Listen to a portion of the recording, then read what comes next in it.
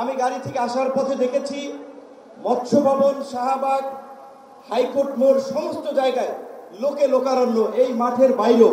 কাজে মাঠে যারা আছেন মাঠের মধ্যেই লোকে সীমাবদ্ধ, এটা না, চতুর্দিকে লোকে লোকারণ্য। এরকম একটি সফল মহাসমাবেশ আয়োজনের জন্য ইসলামী আন্দোলন বাংলাদেশের সারা দেশের নেতৃবৃন্দকে গণ অধিকার পরিষদের পক্ষ থেকে অভিনন্দন এবং শুভেচ্ছা জানাই। অভিনন্দন এবং শুভেচ্ছা জানাই ইসলামী আন্দোলনের পীর সাহেবকে এবং তার সাথে অন্যান্য সিনিয়র নেতৃবৃন্দকে, যারা আজকের ইসলামী আন্দোলনের এই সমাবেশে বাংলাদেশের প্রায় সকল মত পথের রাজনৈতিক দলের নেতৃবৃন্দকে এই মঞ্চে একত্রিত করেছেন।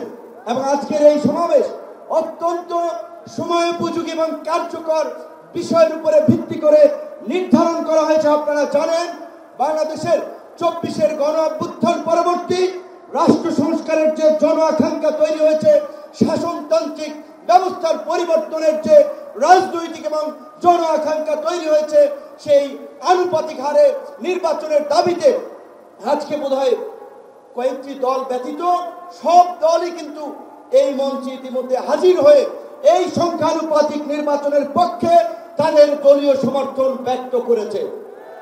আমরা পরিষ্কারভাবে সংস্কার কমিশনকে বলতে চাই, সমাবেশ শুধু একটা দলের দেখেছেন, সবেমাত্র শুরু হয়েছে। ইসলামী আন্দোলন আজকে করেছে, 19 তারিখ জামাত করবে, তারপরে গণ অধিকার পরিষদ করবে। রাষ্ট্র সংস্কার এবং জন আকাঙ্ক্ষার বাস্তবায়নে সমস্ত রাজনৈতিক দলগুলো জনসমাবেশের মাধ্যমে এই সরকারকে তাদের সমর্থন দেখিয়ে দেবে। কেসারেন শেকড় থেকে শিখরে। তাই আমরা বলতে চাই, কোন দু একটি দলের উপরে ভিত্তি করে দু একটি দলের কথায় সংস্কারের নকশায় পরিবর্তন আনা যাবে না।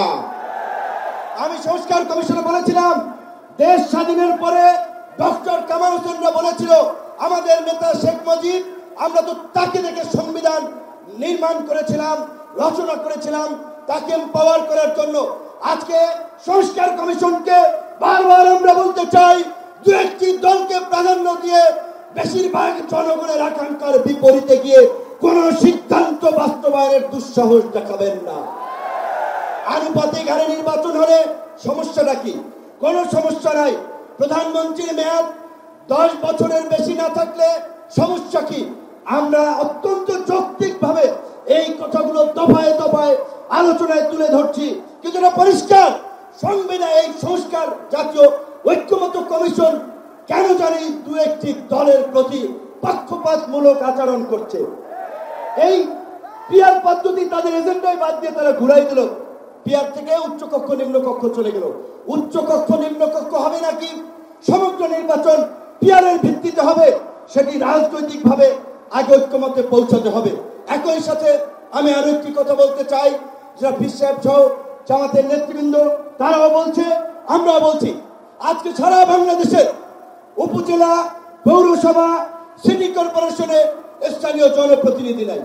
জনগণ চরম দুর্ভোগের শিকার হচ্ছে সেবা পেতে গিয়ে। সরকারের উন্নয়নমূলক কর্মকাণ্ড ব্যাহত হচ্ছে এবং 50 বছরের যে অভিজ্ঞতা, নির্বাচনের পরে রাজনৈতিক দলগুলো এমপিরা মিলে, মন্ত্রীরা মিলে কেন্দ্র দখল করে তাদের নেতাদেরকে পুলিশ প্রশাসনকে দিয়ে জেতায়। কাজী এই সরকারের আমলে যেমনিভাবে জাতীয় নির্বাচন হবে, একই সাথে অনতিবিলম্বে আমরা স্থানীয় নির্বাচন আয়োজনেরও দাবি জানাচ্ছি। সবাই ভালো থাকবেন। আসসালামু আলাইকুম।